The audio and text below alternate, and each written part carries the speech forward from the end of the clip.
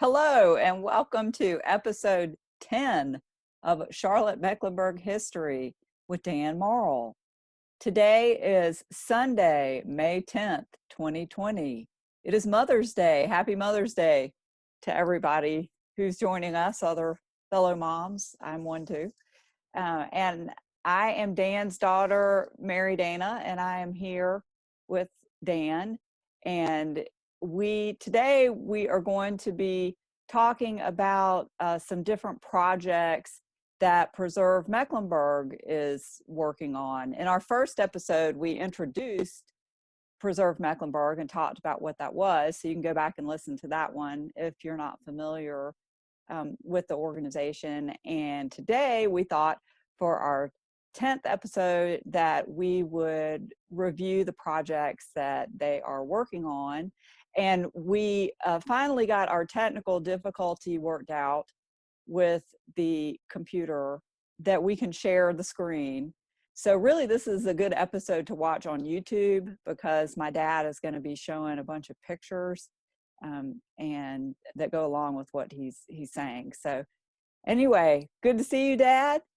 I'm here. Can you hear me? I can hear you. Take it away. Is my finger on the microphone? No, your finger's not on the microphone right now. Hopefully it'll stay off of it. Well, I am going to be talking about Preserve Mecklenburg again, but I thought I'd start out because one of the projects that we're seriously thinking about is to preserve the properties that were associated with Jack Pentes.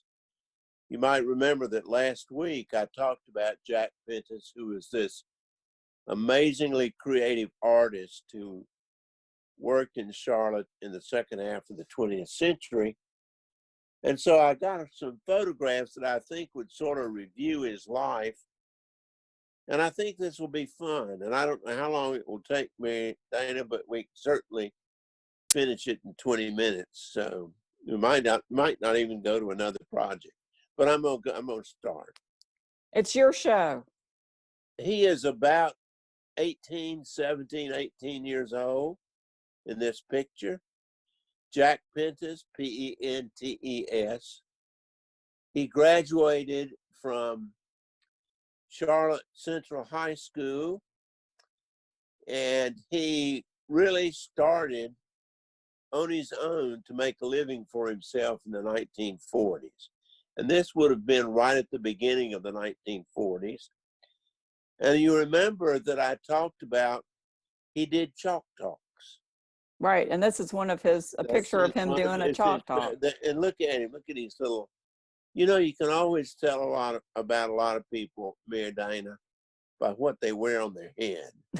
See, he's got sort of a little arty cap on his head. Kind of a checkered art cap. And he's full of vim and vigor. And he would go, as I have said, to the Nature Museum, or he'd go to birthday parties, or he'd go about anywhere they'd pay him. And he would talk, and then he would draw pictures of what he actually was talking about on the chalkboard. Okay, next picture. Now, you might remember Bobo. Right. It's funny, I told you last week, but, people kind of have funny attitudes about clowns. I like clowns, enjoy clowns. I do not like clowns, really. Emmett Kelly, some of y'all might remember Emmett Kelly if you're old as I am. He was a very famous clown with Ringling Brothers Circus, and I remember going and seeing him as a child. But here he is. What this is a photograph of Jack Pentes with this sort of ball on his nose. He's got another goofy cap on. He's got this grease all over his face. And he's obviously selling tickets to something. Because that's another reason that he would be able to make some money. And he really did do a lot with Bobo. I mean, Bobo was a big part of his life. And I love the little girl. She's tooting back at him. I think that's... Yeah, she's got a little horn that she's... Yeah, she's got a little horn. And a little parasol. So that's cute. Now, he would also go to Presbyterian Hospital primarily. And he'd go to Mercy Hospital. I was born in Mercy Hospital. You were born in Charlotte Memorial. I was. But you can see Jack is here, and he's got this goofy face, and he's painted himself all up, and he's got his tongue sticking out. And if you look, you can see at the bottom of the photograph, obviously a child who's very, very sick. You know, I tell you, there's, you know, in many ways, human life is a tragedy. And I think one of the great tragedies is a child that's critically ill. I remember this one time, Sigmund Freud used to have real discussions about whether there was a loving God. And he said it was tough to believe in a loving God when you saw a child with cancer. Mm-hmm. But, you know, and he didn't do this for money. He had a real social conscience, and, you know, he liked to make people laugh, but I think that's a wonderful picture. Yes. Now, No, I love this photograph. I just love this photograph. Any of you that are listening to this and don't see the picture, Jack here is, oh gosh, he's in his late 60s, early 70s by this time, and he's in the middle of the photograph, and it's interesting to compare how he looked then when he was doing his chalk talks and how he looks now. The aging process is unrelenting, as I know only too well. But, you know, one of the things that he did at his funeral, he died in 2015. He had these same clowns come back for his funeral. Well, I was going to say, in the picture, he's surrounded by clowns. So if you can't see the picture, it's a picture of Jack, and he's surrounded by about 7 clowns. Yeah, and it's just terrific. You know, he's just. And they were also at his funeral. And they were. And this is when he got an award, some type, I should know, I can't remember. And this was in about 2003, 2004, when that happened. Now, you remember I told you how he got a Korean craftsman to make big shoes for him? Yes. You know, you think about what a clown is. A clown is sort of an accentuation of the natural until it becomes goofy. I would say it's an exaggeration. That's right. That's right. Exaggeration of the clown natural. in sense. But there he is with these big shoes that he had made in Korea. Anybody can see that. And so let's go to the next one. Now, you remember I told you, look at that face. If any of you see it, you know, he's, by the way, his glasses would be very much in style now. They always go through these, you know, what they do with glasses. But you remember how he did a mural for Standard Oil, and he did the ketchup bottles. No, barbecue sauce bottles. Oh, sorry, barbecue sauce bottles. Barbecue sauce bottles and paint rollers. You know, right? Didn't use any brushes. Well, that's you can see a little bit in there of him being a rascal. I mean, he truly was a rascal. Now, you know, I don't know how much. This is Sharon Lane before they cut all the trees down. This would have been about 1971, 2-lane road, trees lining the road, very sylvan, very natural, very lovely. Jack was environmentally sensitive. He got so upset when John Belkin said they're going to cut the trees down so people could get to South Park that much faster. And now, of course, you know, Sharon Road's basically just a brutalized 4-lane. The trees lost. Collection of gas fumes, you know. So all the trees are gone. He said he was going to chain himself to the trees to save it. Now, I think the next picture is really one to spend a little bit. Let's spend a little bit of time on this one. Those of you who are listening, this is a photograph that was taken about 1926, 1927. And there's a road running down the bottom of the picture. And Mary Dana, you drive down that road all the time. The That's Sharon Road. Named, by the way, for the fact that it went to Sharon Presbyterian Church, very old church out near South Park, long before South Park was there. Now, the road going to the left, up to the left off Sharon Road, that's Sharon Lane. Now, there's now a traffic signal. Mm-hmm. Both roads are now 4-lane. It's a very busy intersection. All the trees are gone, and you can see that there is see, does the picture get bigger, man? Is that showing up? Yeah. Yeah. That is the Frank McNitch house. Right, which we have talked about Frank before. McNitch? You remember we talked about Frank McNitch and how much he despised liquor and prohibition?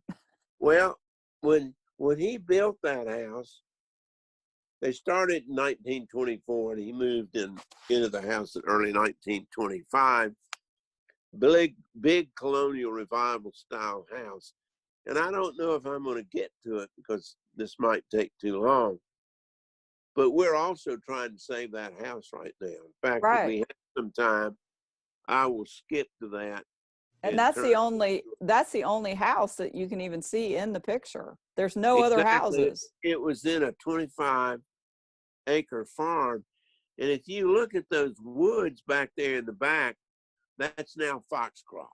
Right. So, it's just amazing how things change. Yeah. Mm-hmm.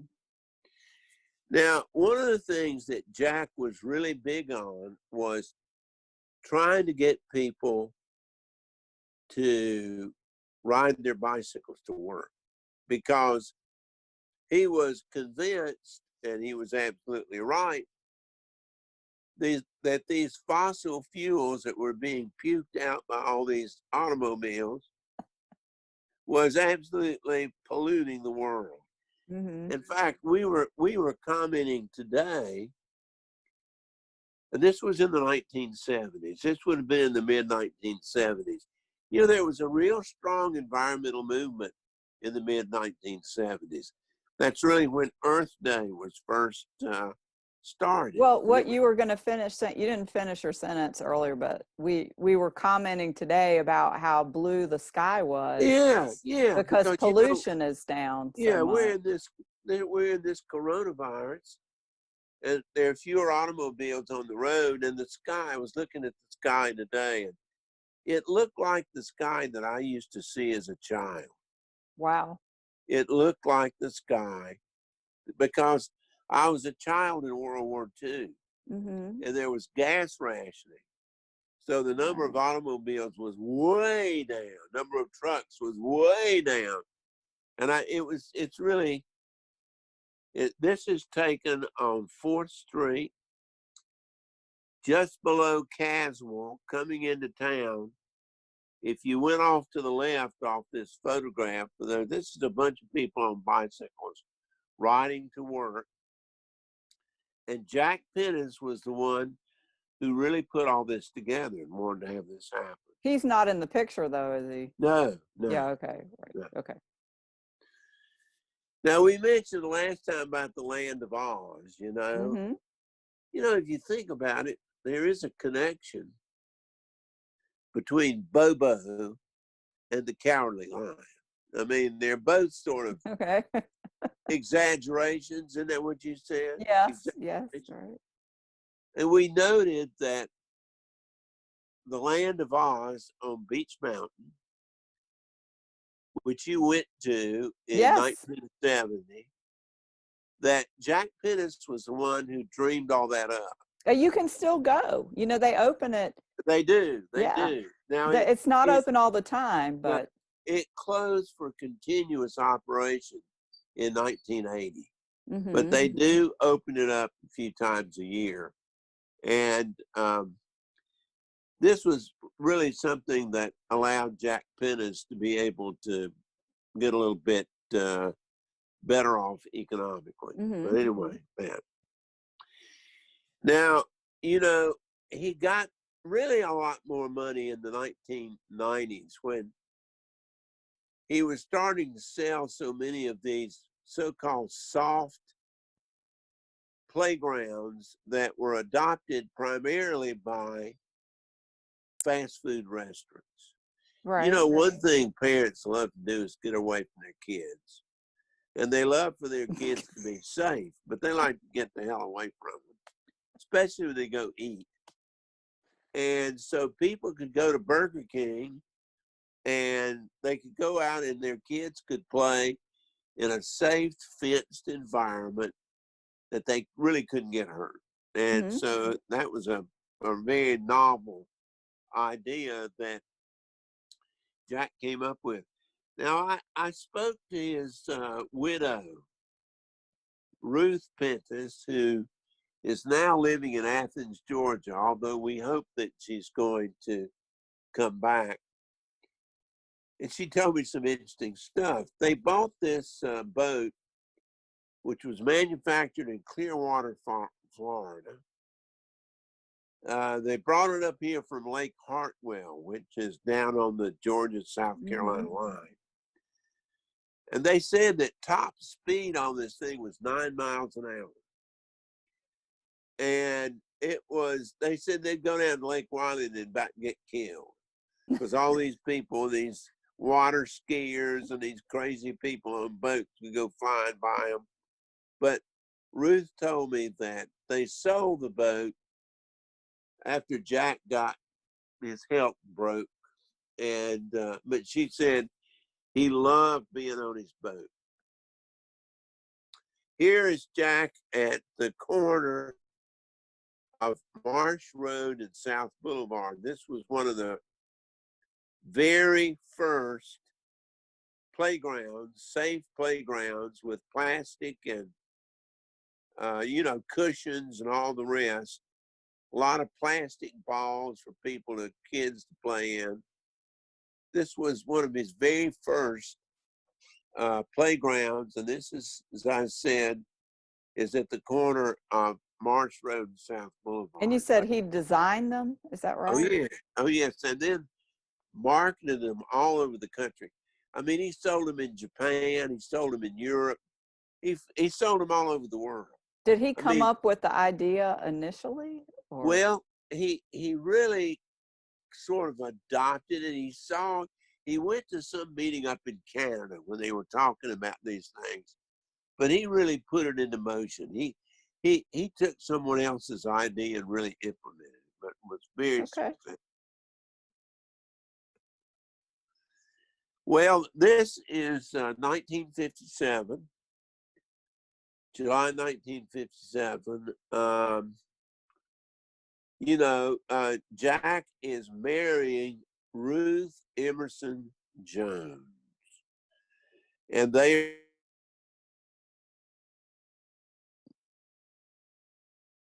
Uh-oh, the connection froze temporarily. Can you hear me? Now I can hear you. So you said it was in 1957 and 1957. They were getting married. They were getting married. They're looking at their wedding cake. And Ruth is, go ahead, what? No, you said you found out from her, like you needed to correct about how they met or how her daddy met. They didn't meet, last week I said they met at a soda fountain. Or no, the daddy. Ruth's daddy met Jack. That wasn't true. He actually met him after Jack came back from Korea at his studio. But he did sort of put Jack and Ruth together. And the YWCA story about the Christmas decoration was correct. But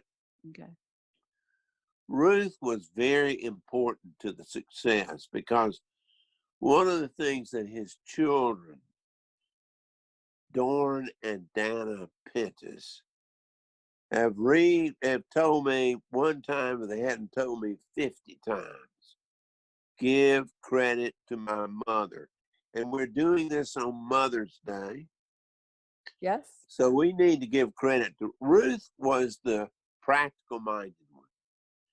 She was the one that kept the books. She's the, Jack was he was 50,000 feet going, blah, blah, blah, blah, blah. He was doing all kinds of crazy stuff. But she was and still is. I've had 2 long telephone conversations with her. She kind of grounded him. Yes, I Yeah. think that. Okay. I think that's absolutely right. But she's Ruth Emerson Jones Pentes. Okay, now this is the first house that Jack and Ruth Pentes lived in. What do you call this kind of house, Mary Dana? A-frame. A-frame. This was designed by a man named Fritz Schmidt, Schmitt. Fritz Schmidt worked for A.G. Odell Jr., who was one of Charlotte's leading architects. And Fritz Schmidt had been in the Hitler Youth. Oh, gosh. He had been in the Hitler Youth. Bad. But he came to find out that Hitler wasn't exactly the greatest guy in the world, so he left Germany and came to the United States. But one person I know met Fritz Schmidt and said he looked like a prototype of an Aryan German. He wore leather jackets. He was blonde. He was blue-eyed. He was tall. But I asked Ruth, this house was built in 1969. And I asked, and it's on Sharon Hills Road. Now, if you want to go down really an interesting road, a really interesting road, I would suggest you go down Sharon Hills Road because it starts out boring as dishwater. But boy, it gets interesting the farther you go down the road. But they moved into this house, which was on property that Ruth's father owned. Okay? Okay. Now, there are other houses on that property. Now, I got to talk about another piece of property. One of the people that had been at Charlotte Central High School with Jack and Ruth, because they both graduated from Central, Ruth and Jack, they got to know Murray Wisman. Now, Murray Wisman is probably one of the great architects of the United States, and he's very little known in Charlotte. Murray is still alive. He's now almost 90. He might be 87, 88, somewhere in there. And I kind of identify with Murray in some ways because Murray said that when he turned 80, everybody wanted to put him on the bookshelf. And I found that sort of true myself. I'm 82. And I can tell you, when you turn 80, people think you got one foot in the grave and the other on a banana peel. And they're ready just, anyway. Have you off the planet? Yeah. Well, you did a good job. Bye-bye. Anyway. Well, when Jack started designing and manufacturing those playgrounds, he needed a bigger building to be able to have all the designers he needed to put all those together. And so he knew Murray Wisman from high school, and also Murray also lived on Sharon Hills Road. I think I've got a photograph of his house. I might, but I might not. But this road is on a hill road, which is off South Boulevard, just north of 485. Now, you know, most people, a lot of people would think this building's ugly. Mm-hmm. By the way, the leaves have been cleaned off the roof since I took this picture. But if you think about it, what Murray wanted to do was to create a building that was environmentally sensitive. Now, you know that would appeal to Jack Pentes. Right. For instance, notice that the parking lot is gravel. Now, you know what a lot of people love to do is they love to put those blooming big asphalt parking lots, right? Mm-hmm. Big on. Go if you want to see an asphalt parking lot, go down South Boulevard. They ain't nothing but it's what preservationists call road rash. It's not but one big blob of asphalt after another. Now, you know what happens to the water that hits asphalt? It runs off It runs off. And where does it go? It goes into into creeks. yeah. And what happens when you get a big heavy rain? The creeks flood. Flood. And Yeah. then you get people saying, ooh, ooh, my house is getting anyway. But gravel parking lots, it's not impervious. It soaks up the rain. So it's, and also if you look at the photograph on the bottom, you know what most people want to do, say car dealers, they want to go in and build them a rectangular box, have a big asphalt parking lot for people, customers to park in to put the used cars in. And if you see the one, you see another. They all look like cookie cutter buildings. But look at the trees that are preserved by this building. In fact, if you go down on Hill Road and see this building, you immediately know that it's very, very different. And that's because Murray Wisman was such an innovative architect. Now, Preserve Mecklenburg, which is this private, nonprofit group, is trying to save both the A-frame house that Jack Pentes and Ruth Pentes and their children moved in 1969. We're also trying to save this building, which was built in 1980. Now, a lot of people say, well, what are you doing to build in 1980? What do you want to do that for? Well, because in terms of architectural history, it really is very, very special. So that Okay? was Jack's studio. Is that what you're saying? That's right. Now, Okay. notice here's one of the rooms in the building here. Mm-hmm. And, you know, notice how the ceilings go way up. Yes. And Jack Pentes told Murray Wisman, I want people's minds to expand in my offices. I want them to be creative. And so he and Jack both decided the best thing to do to make people think big is to have a big high roof. So the ceilings in these rooms, and I'm thinking about the possibility maybe of Preserve Mecklenburg wanting to get an office in this building. Oh, okay. All right, now I've got to change the website. Wait, So, are you gonna, well, are how are we you doing done on talking? I was gonna say, are you done with Jack Pentes now? Is that everything about Jack Pentes, or were you gonna show It something is. else? Well, you are out of It is. time. You have been talking for 30 minutes.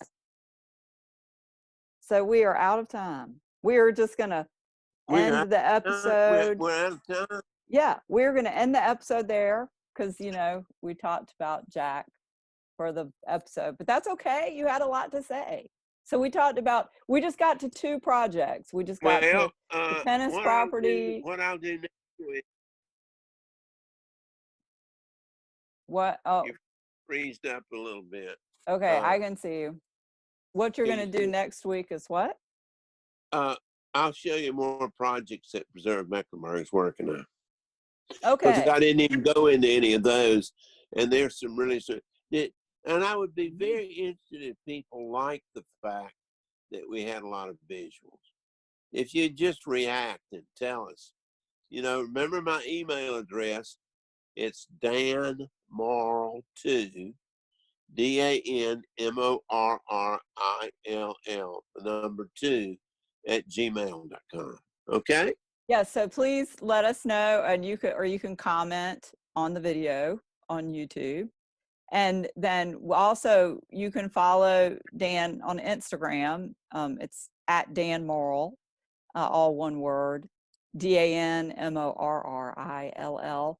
And we will put the pictures from the podcast today on Instagram this week. So in case you can't get to YouTube, you can see them there. So, okay. So thank you, Dad, for being here. Yeah, I hope now let me know if y'all like this format. Thanks for joining us, everyone. And so we will do some more of the projects you're working on next week. Okay. Sounds great. Bye. Okay. Bye.